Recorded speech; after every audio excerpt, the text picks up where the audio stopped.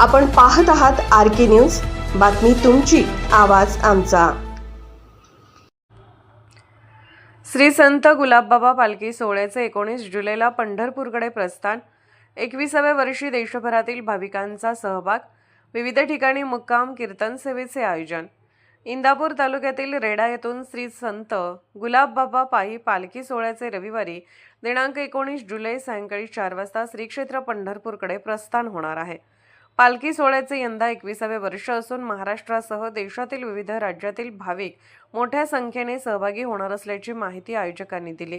श्री क्षेत्र गुलाबनगर रेडा येथून निघणाऱ्या पालखीचे प्रस्थान ॲडव्होकेट गोपाल उमक, प्राध्यापक नरेंद्र पलांदुकर आणि चंद्रकुमार अग्रवाल यांच्या हस्ते होणार आहे।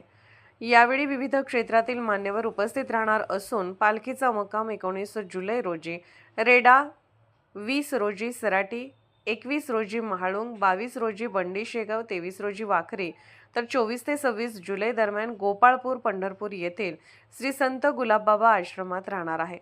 गोपाळ काल्यानंतर पालखीचा परतीचा प्रवास होईल। पालखी सोहळ्यात हबप रणजित महाराज शिंदे, बोधले महाराज, मोहन महाराज बुधावले, नागरगोजे महाराज, अशोक महाराज मोहिते, मुरलीधर लोनागरे महाराज व समर्थ महाराज साळुंके यांची कीर्तन सेवा होणार आहे।